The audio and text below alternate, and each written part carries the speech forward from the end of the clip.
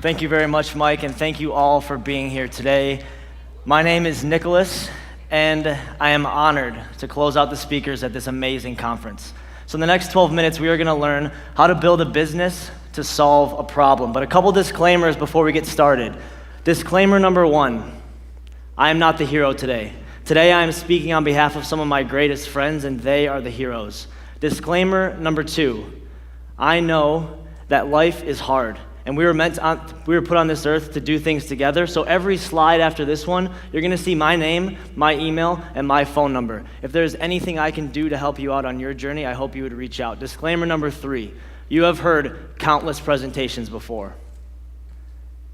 You're going to hear countless more for the rest of your life. And I know that you will not remember my name today. You will not remember the name of my talk. You won't remember my face. My only chance for you to remember me today is if I can get you to feel something. And that's going to be my goal. So I believe that business is inherent in almost everything that we do. Hopefully most of you slept on a mattress last night.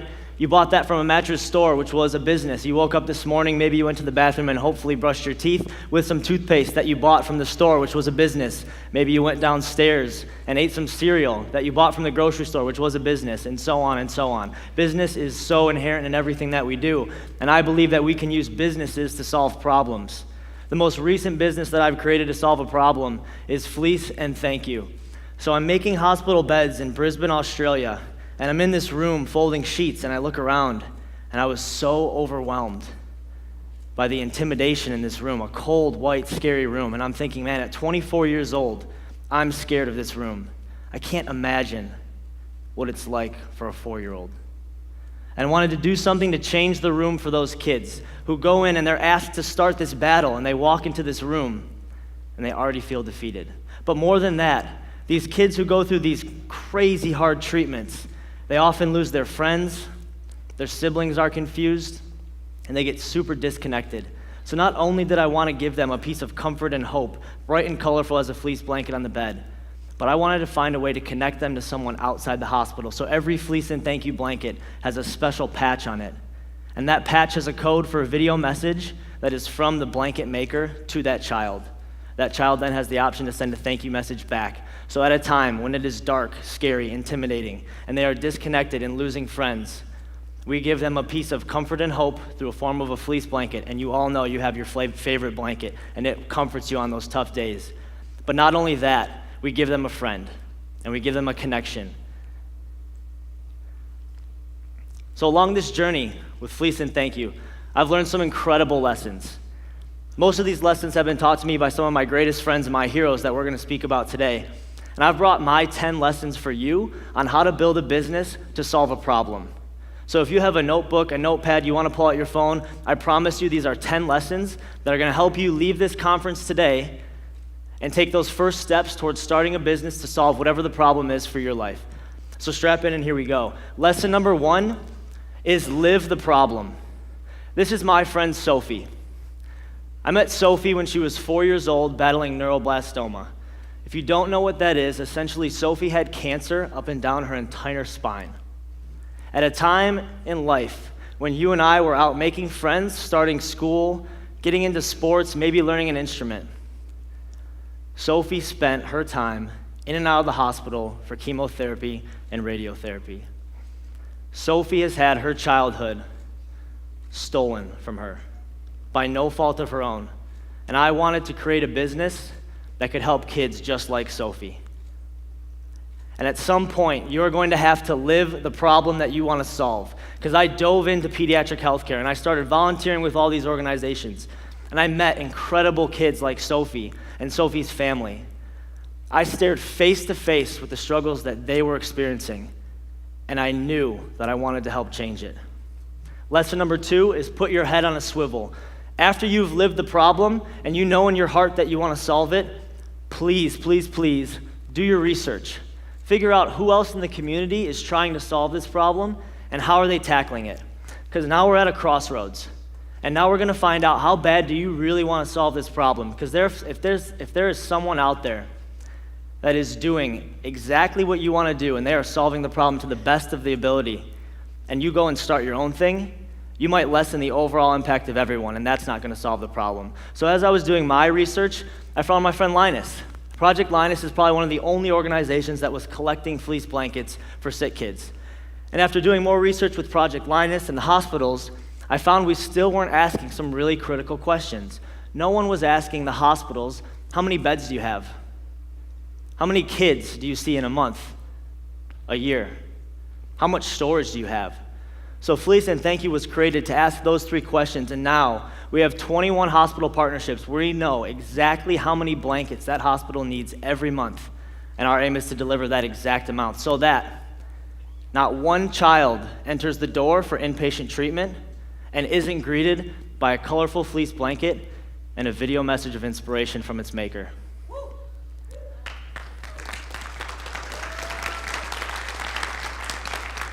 Lesson 3 is called Dig for Gold. I promise you, if you are thinking of a problem right now, you have a little nugget of gold in your network that's going to help you solve it. Leveraging your resources is so huge, and for me, that came through my friend Brianna. She's on the right up there. Brianna is the philanthropy chair for Alpha Sigma Tau at Central Michigan University, and I think they're watching now, so shout out to them. And I called Brianna, and I said, Brianna, here's the vision. 1 blanket for every kid that goes in through the hospital doors. She said, Nick, this is awesome. We've got philanthropy funding. We've got girls that want to make blankets. Let's do it. So I drive up to Mount Pleasant, and we made 52 blankets and 52 video messages. We packaged those up, and I delivered them to Mott Children's Hospital in Ann Arbor, Michigan. All because I dug for gold. I found Brianna. I leveraged my resources. Lesson 4, 1 in infinity. Please create a business that is unique. I cannot stress how important it is that you need to be unique. The world has enough of the same thing getting made over and over again. You have to bring something new and exciting and unique to the world to solve a problem. And I'm reminded of this lesson through my friend Alicia. So we had been delivering these blankets and video messages to hospitals, but I hadn't yet heard any thank you messages back. And every day I was thinking, man, what is the reaction of these kids and their families? Do they like the video message? Do they think it's cool that they can send a thank you message back? Where are these thank you messages back? And about 2 weeks after delivery, it's 11 p.m. at night, I get an email from Alicia. The title is Thank You. And I open it up. She says, Dear Fleece and Thank You, I just got one of your blankets. I cannot tell you how much it meant to me. My video is attached. Thank you so much. And I watch her video. And in her video, she says to the people that made her blanket, guys, thank you so much. You have no idea what this has done for me. Right now, I can't eat cupcakes, and it just so happens cupcakes are my favorite thing. Thank you so much for this blanket. And this is when I knew that if at 11 o'clock at night, the only thing a 16-year-old girl wanted to do was to connect back and thank the person that made that blanket for her, we had a 1 in infinity business. We were on to something unique. Lesson 5 is you've got a friend in me, and this is about making good partnerships. So as you'll see in this picture, I'm not delivering a fleece blanket. This is my friend Jared, and I'm handing Jared a superhero cape. And that's because 2 weeks prior to this delivery, I was doing my research about what other organizations in the community were focused on improving the hospital room situation for a child. I stumbled upon an organization called Superfly Kids, and they make superhero capes. And I called them up and I said, guys, I'm going to the hospital. Would you like me to take some capes? They shipped me 50 capes, and I was able to give Jared not only a fleece blanket, not only a video message of hope and support, but I was able to give him a superhero cape with that so that he felt like a superhero through his treatments. Lesson 6, jump. At some point, you will have to take a leap of faith. You will have to test the validity of your idea to see if you will sink or swim. And that jump for me came when Channel 4 came knocking at my door to do a report on what my mission was. So Lauren Podell and her crew from Channel 4 came to my house. They filmed footage of the blankets. We made a blanket together and a video message. And then she interviewed me. And in the interview, she asked me the question, Nick, Christmas is coming up. Have you thought about what the goals for Fleece and Thank You are for Christmas? And in my head, I said, man, I haven't thought about it at all. I've just been trying to make blankets. And out loud, I just blurted out, we want to deliver 1,000 fleece blankets to 10 hospitals across Michigan at Christmas time. We want to do it all on Christmas week. And that was my jump. That was my leap of faith. 3 weeks after that, we blew past 1,000 blankets, and on Christmas week, we delivered over 1,000 blankets to 10 hospitals in Michigan, Ohio, and Hawaii.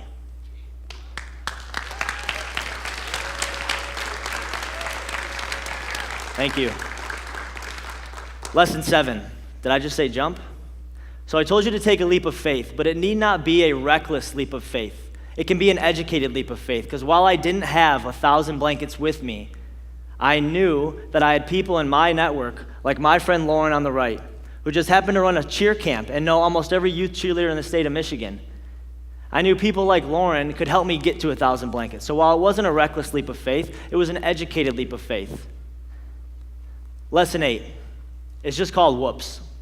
And this is because there's going to be some unintended consequences on your journey. Whatever problem it is you want to solve, you're going to be going hard after it, and there's going to be some unintended consequences. And they're called that because you didn't intend for them to happen.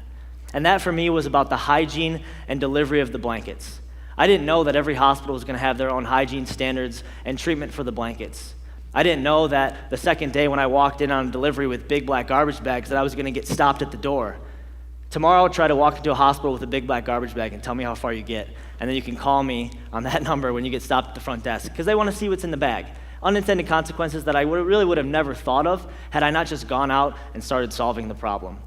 In this picture, this is my friend Tara, also my twin sister, a pediatric oncology nurse at Mott Children's Hospital. And she's now able to help us with those hygiene issues and those delivery issues so that they're not an issue at all anymore.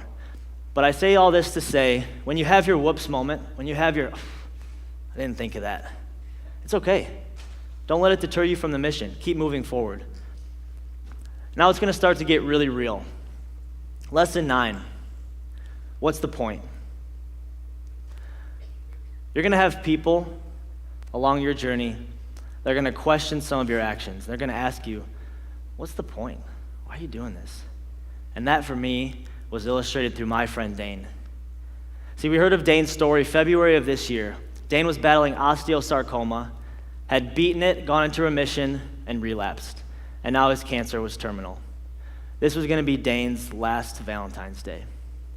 So we reached out, and we got hundreds of video messages from all over the world, compiled them into one big message, made a blanket for Dane, and I drove that blanket 2 hours down to Liberty Center, Ohio, to deliver it to him, to show him the message, and to spend time with him and his family. Someone could have easily asked me, Nick, what was the point? Why would you drive 2 hours to deliver one blanket to one kid? 2 months later, I drove back down to Liberty Center, Ohio for Dane's funeral. And I walk into the church, and there's a room full of all of Dane's favorite toys, and on the table is the Fleece and Thank You blanket. So to someone who asked me, what's the point? Dane was the point. And the last lesson is to be changed. At some point in the journey, you have to let yourself be changed by something worthy. And to illustrate this point, we have my lovely friend Tasha. I met Tasha on my third delivery at Mott Children's Hospital. I pulled up to the door with my cart of fleece blankets, knocked on the door, said, hey, it's Nicholas from Fleece and Thank You. I've got a blanket for you. She pops out of her bed. Hi, I'm Tasha. I would love a blanket. She walks up to the cart, picks out her favorite one, and I start to tell her about the blanket and the patch and the video message. She just takes the blanket. She just hugs it. She starts sniffling. Like, Tasha, you okay? She says, Nick, this is such a light in my dark journey right now. Thank you so much. And I got to know Tasha a little bit more every delivery from then on. And for the next 4 deliveries at Mott, I spent a little bit longer each time getting to know Tasha and her mom. And every time Tasha would say, Nick, I want to work for you. When I get out of here, I want you to have a job for me. I'm going to come work for you. And I said, Tasha, I promise you, I'm going to have a job ready for you. You keep fighting, I'm going to have a job ready for you, I promise. And on August 7th of this year, Tasha passed away. And I'll never be able to fulfill that promise. I'll never be able to give her that job.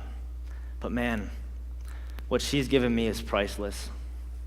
So I stand before you today talking about my friends, and some of my friends have great endings to their story. Sophie's 5 now, in remission, and for the first time in her life, she doesn't have a port and she can swim. Other friends like Tasha and Dane don't end the same way. So while some friends have made it and some friends haven't, all of my friends have changed me. These are my heroes. And I challenge you today to find your heroes. Let them change you and take action. Thank you so much.